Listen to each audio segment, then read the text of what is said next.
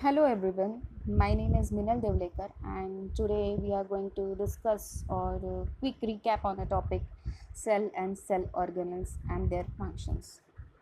So basically what is cell? Cell is the structural and functional unit of life and it is a basic unit that is capable of performing all the life functions. And it was first discovered by Robert Hooke in 1665.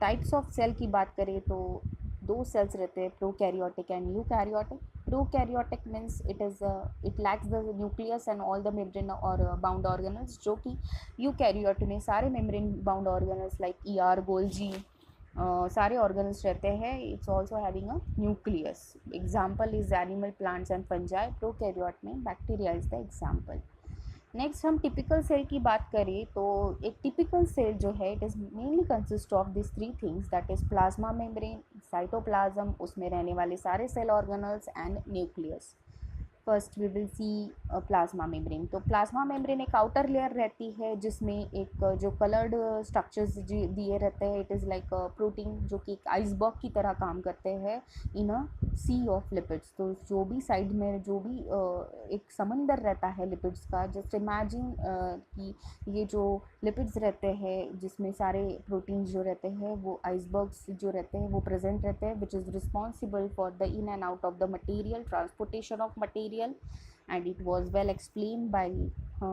scientists Singer and Nicholson. They already gave this model which is called fluid mosaic model, and actually it is a fluid mosaic in nature. That's why plasma membrane is semi permeable or selectively permeable in nature, and it was explained by it was well explained by this model. So another thing is that cytoplasm cytoplasm भी एक important cell content है that plasma membrane delimits all the cell organelles and that cell content is nothing but a cytoplasm. Talking about the cytoplasm, it is a jelly like fluid material and it consists of all the cell organelles जो कि सारे metabolic functions में help करते हैं and we will see one by one that it may be a single membrane जो भी cell organelles इसमें present रहते हैं वो single membrane, double membrane और membrane based रहते हैं. So we'll first see what is the membrane based organelles जिसमें मेम्ब्रेन नहीं रहती है आउटर लेयर नहीं रहती है ऐसे भी कुछ ऑर्गेनल्स रहते हैं जिसमें example best example is ribosomes we all know that it is helps in it is responsible or for protein synthesis और ये RER में present या specifically it is attaches with the RER that is rough endoplasmic reticulum and otherwise it is float freely in a cytoplasm and it is made up of so many different types of subunits as you can see in this slide that it is made up of large and small subunit and after the combination it make a complete functional ribosome which is responsible for a protein synthesis and next membrane bound organelle is centrioles or centrosomes which is absent in plant cell but present in animal cell and it makes spindle fibers जो कि cell division में help करता है. So this is one of the membrane bound organelle. Then next we'll see cytoskeleton. Likewise human cytoskeleton it gives rigidity to our body.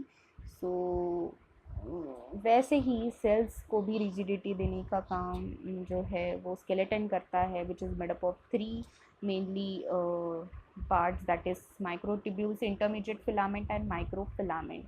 So microfilament first we'll see tubules it's made up of tubulin protein that is alpha and beta proteins which is जो alpha beta tubulin proteins complete make a long hollow unbranch polar cylindrical shape and ये जो है tubulin protein जिससे सारे cell जो है they can move from one place to another place और they can give the particular जिसमें सारे ऑर्गेनल्स जहाँ जहाँ पे रहते हैं वो स्टिक रह सकते हैं just because of this and they are also helpful for the cell locomotion and like microfilament की बात करें तो माइक्रोफिलामेंट एक थीनेस्ट एलिमेंट है साइटोस्केलेटन का और ये जैसे कि वो ट्यूबुलिन प्रोटीन से बना रहता है माइक्रोट्यूबुलिन तो फिलामेंट एक्टिन प्रोटीन से बना रहता है और just under the plasma membrane ये रहता है और एजेस ऑफ द सेल में प्रेजेंट रहता है. सो ये भी एक सेल डिवीजन में हेल्प करता है.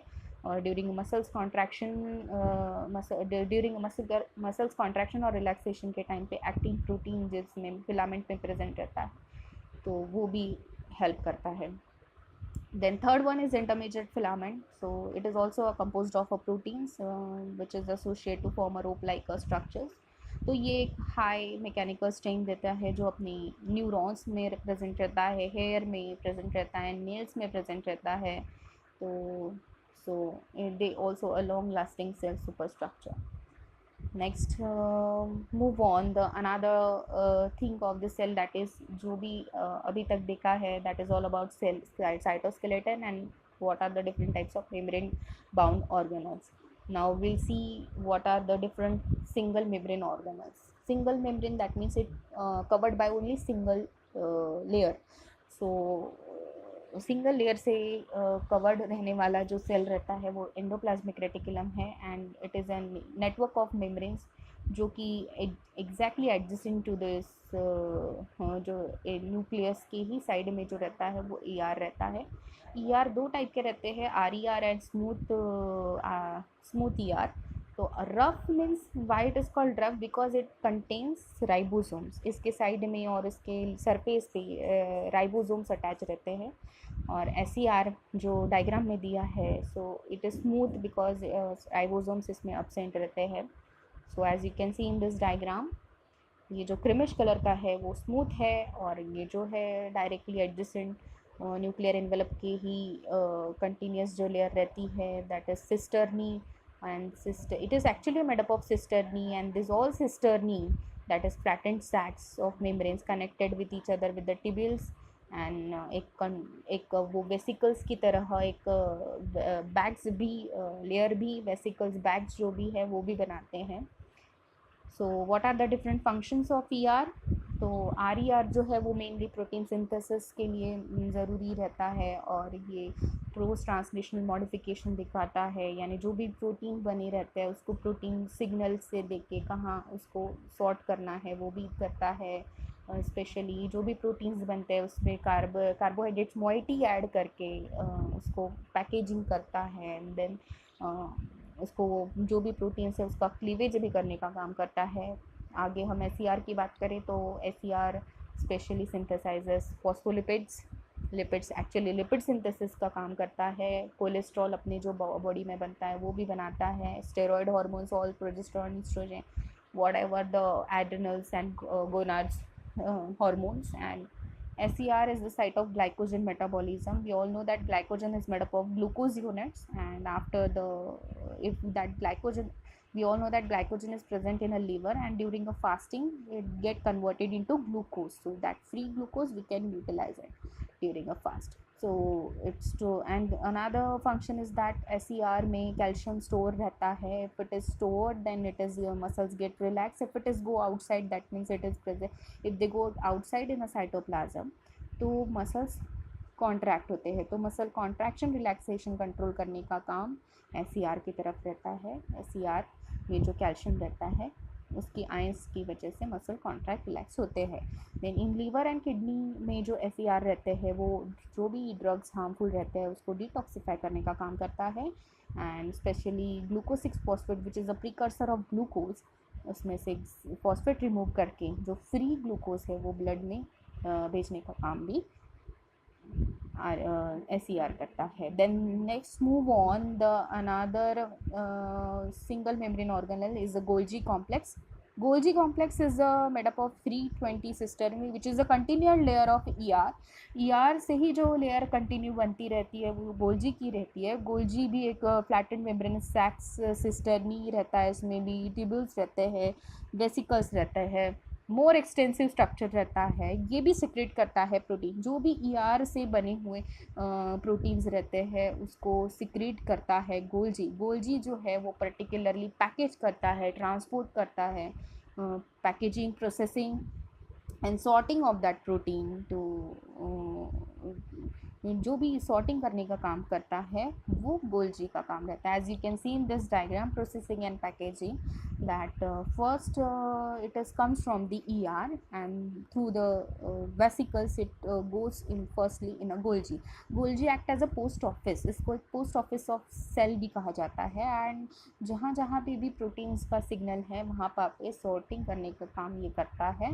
And the first plasma membrane की जो जो फेस ऑफ गोल्जी है उसको ट्रांस गोल्जी कहा जाता है. Then mid Golgi, and the phase towards ER, that is called cis Golgi. So processing and packaging का काम Golgi करता है. Then third single membrane organelle is lysosome. उसी से बना हुआ जो वेसिकल्स रहता है Golgi से बना हुआ, तो एक membrane enclose vesicle is lysosome. Lysosome में ऐसे कुछ डाइजेस्टिव और hydrolytic 60 different kinds of enzymes रहते हैं जिसमें it contains a very high acidic pH. तो जिसका काम है कि ये अनडाइजेस्टेड मटेरियल्स को डाइजेस्ट करता है या ओल्ड सेल ऑर्गेनल्स को ब्रेक डाउन करता है या whatever the damage cells को वो क्या उसको डाइजेस्ट कर लेता है.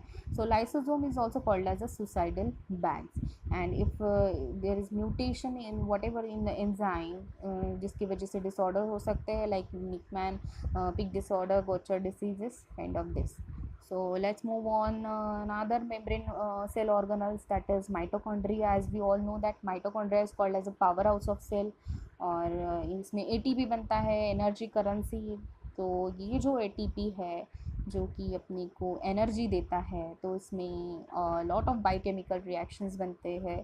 सो इसमें सारे TCA साइकिल चलता है, इलेक्ट्रॉन ट्रांसपोर्ट चेन चलती है, जिससे लॉट ऑफ ATP में ऑक्सीडेशन ऑफ फैटी एसिड्स होता है. सो इसकी डायग्राम देखें तो इसमें बहुत सारे ATP और बहुत सारे कॉम्प्लेक्सेस रहते हैं जो इलेक्ट्रॉन ट्रांसपोर्ट चेन को चलाते हैं. So let's move on the another double membrane cell organelle, that is chloroplast. तो लाइकवाइज माइटोकॉन्ड्रिया मैंने ये नहीं बताया कि it is a semi autonomous organelle. So chloroplast भी एक सेमी ऑटोनॉमस की बात करें तो ये खुद का DNA खुद बनाता है और इसमें खुद का प्रोटीन बनाता है. Means they make their own replication, transcription and translation. So chloroplast की बात करें तो it is present in a plant cell. Animal cell में ये एब्सेंट रहता है. ब्लू कलर का पिगमेंट रहता है, सम ब्लू ग्रीन एल्गी में भी रहता है. एंड ये फोटोसिंथेसिस में जनरली हेल्प करता है, जो सनलाइट को ट्रैप करके it helps to convert light energy into chemical energy. That's why plant make their own food.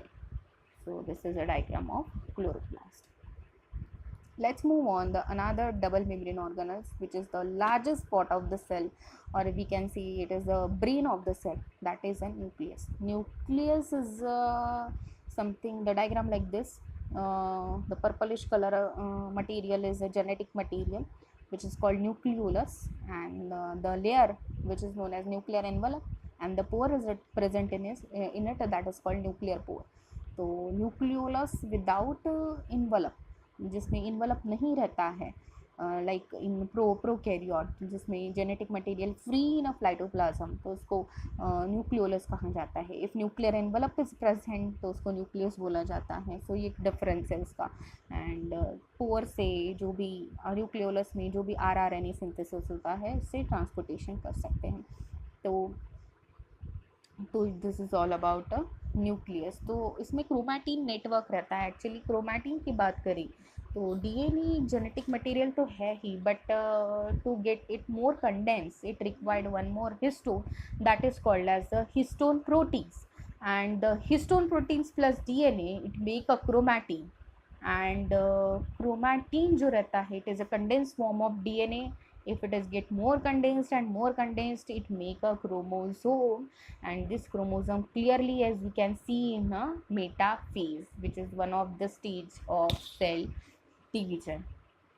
So chromatin की बात करें तो as you can see in this diagram कि ये और condensed होने के बाद it make a condensed chromosome, and this condensed chromosome contain one center position called centromere, and the arms is called as the telomere. As you can see in this diagram also, DNA is a double helix, as according to said by Watson and Crick. And this DNA, if attached with the histone, it get condensed, and if it get condensed and condensed more, it make a chromosome which contains shorter arm, that is called P arm, longer arm is called as the Q arm, and the center is called centromere. So आपको अभी clearly पता चल हो गया होगा कि what is mean by chromatin and what is mean by chromosome and what is about chromatids. Chromatid की बात करें तो हाफ पोर्शन जो सेंट्रोमियर से कट करेंगे, तो जो half portion of chromosome is known as a chromatids. So this is all about the cell organelles. हम सेल ऑर्गेनल्स को आइसोलेट करें वन बाय वन, तो कैसे करेंगे? तो इट रिक्वायर्ड सम टेक्निक. तो there is one technique that is called as differential velocity centrifugation. Centrifugation is technique where we can isolate whatever we want the desired our product, and जो भी homogenized solution है जिससे you can isolate it one by one. It requires a particular homogenizer mixture, and it required a quartz glass. उस glass में you have to added in isotonic solution at particular buffer at the particular pH. And as you can see in this diagram, the homogenate ये जो रहती है ये एक tube रहती है जिसमें जो कि क्वार्ट्ज ग्लास से बनी रहती है, और after adding that particular means homogenize mixture at particular RPM, like जैसे कि यहाँ पे दिया है, एंड 10 मिनट पे you will get the pellet. First you will get the nuclear. मैंने पहले ही बताया था कि nucleus is the largest part or heavy material as compared to all, so it will first get settled down. After 10 minutes you will get the another, which is not that much heaviest as that of nucleus. So next आपको मिलेगा mitochondria, lysosomes and peroxisome. Then after 30 minutes at particular rpm you will get the Golgi complex, and likewise you will get the ER, and then you will get the cytoplasm. And cytoplasm is the very lowest in a weight, so it get last. So in this way you will isolate the subcellular organelles by centrifugation. So this is all about cell and cell organelle and how you will isolate it by centrifugation machine. And hope you all get this topic very well. So thank you very much. Thanks once again.